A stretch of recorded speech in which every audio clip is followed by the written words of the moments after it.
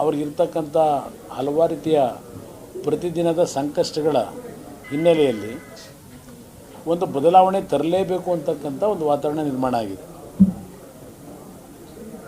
ಇದು ಈ ಒಂದು ಪಂಚರತ್ನ ರಥಯಾತ್ರೆಯಲ್ಲಿ ನಾನು ಕಾಣ್ತಾ ಇರತಕ್ಕಂಥ ಜನತೆಯ ನಾಡಿಮಿಡಿತ.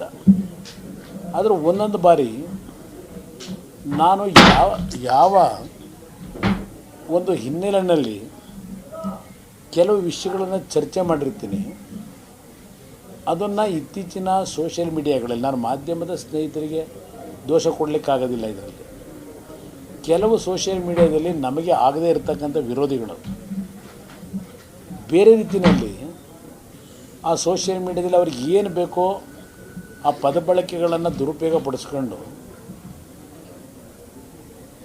ಕೆಲವು ವರ್ಗದಲ್ಲಿ ಒಂದು ರೀತಿಯ ಅಸಮಾಧಾನ ಬರ್ತಕ್ಕಂಥ ಈ ಸ್ಮಾರ್ಟ್ ಫೋನ್ ಯುಗದಲ್ಲೂ ಇವರು ಫೋಟೋ ಸ್ಟುಡಿಯೋ ಮಾಡಿ ವರ್ಷಕ್ಕೆ 30 ಲಕ್ಷ ಲಾಭ ಮಾಡ್ತಿದ್ದಾರೆ. ನೀವು ಮಾಡಬೇಕಾ? ಅವರಿಂದ ಕಲಿಬೇಕಾ? ಫ್ರೀಡಮ್ ಆ್ಯಪನ್ನು ಈಗಲೇ ಡೌನ್ಲೋಡ್ ಮಾಡಿ. ವಾತಾವರಣ ಕೃತಕವಾಗಿ ನಿರ್ಮಾಣ ಮಾಡಲಿಕ್ಕೆ ಪ್ರಯತ್ನ ಪಡ್ತಾ ಇರೋದು ಗಮನಿಸಿದ್ದೇನೆ.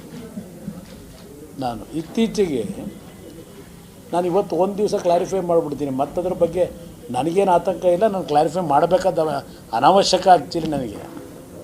ಯಾಕೆಂದರೆ ನನ್ನ ಹೃದಯದಲ್ಲಿ ನಾನು ಎಂದೂ ಸಹ ಯಾವುದೇ ವ್ಯಕ್ತಿಗಳು ನನ್ನನ್ನು ಭೇಟಿ ಮಾಡೋಕ್ಕೆ ಬಂದರು ನಾನು ಯಾರನ್ನೂ ಅಸ್ಪೃಶ್ಯನಾಗಿ ಕಂಡಂಥವನಲ್ಲ, ಯಾರ ಬಗ್ಗೆಯೂ ಸಣ್ಣತನದಲ್ಲಿ ನಡ್ಕೊಂಡಂಥವನೂ ಅಲ್ಲ. ನಾನು ಈ ನಾಡಿನ ದಲಿತ ಸಮಾಜಗಳಿಗೂ ಒಂದು ಹಳೆಯ ನೆನಪನ್ನು ನೆನಪಿಸ್ಕೊಡ್ತೇನೆ. ನಾನು 2006ರಲ್ಲಿ ಮುಖ್ಯಮಂತ್ರಿ ಇದ್ದಾಗ ಒಂದು KR ನಗರ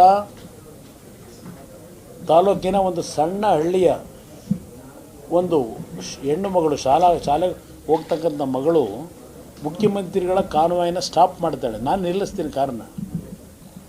ತಂದೆ ಇಲ್ಲ, ನನಗೆ ತಾಯಿ ಕೂಲಿ ಕೆಲಸಕ್ಕೆ ಹೋಗ್ತಾರೆ, ನನಗೆ ಹೃದಯದ ಕಾಯಿಲೆ ಇದೆ, ನನ್ನನ್ನು ಏನಾದರೂ ಮಾಡಿ ಚಿಕಿತ್ಸೆ ಕೊಡಿಸಿ ಅಂತಕ್ಕಂಥ ರಸ್ತೆಯಲ್ಲಿ ಹೇಳಿದಾಗ ನಾನು ಸಾರಾ ಮಹೇಶ್ ಅವ್ರಿಗೆ ಹೇಳಿ ಬೆಂಗಳೂರಿಗೆ ಕರೆಸಿ ಆ ಮಗುಗೆ ಚಿಕಿತ್ಸೆ ಕೊಡಿಸಿ 3 ರಿಂದ 4 ದಿನ ಮುಖ್ಯಮಂತ್ರಿಗಳ ಮನೆಯಲ್ಲಿ ಆ ದಲಿತ ಸಮಾಜದ ಆ ಮಗುನ ನಾನು ನನ್ನ ಮನೆಯಲ್ಲಿ ನೆಲೆಸಲಿಕ್ಕೆ ಅವಕಾಶ ಕೊಟ್ಟವನು. ಮುಖ್ಯಮಂತ್ರಿ ಮನೆ ಒಳಗೆ ಯಾವ ಮುಖ್ಯಮಂತ್ರಿ ಮಾಡಿದ್ದಾರೆ?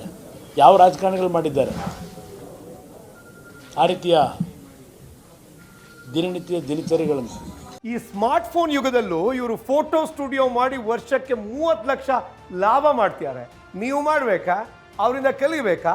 ಫ್ರೀಡಮ್ ಆ್ಯಪನ್ನು ಈಗಲೇ ಡೌನ್ಲೋಡ್ ಮಾಡಿ.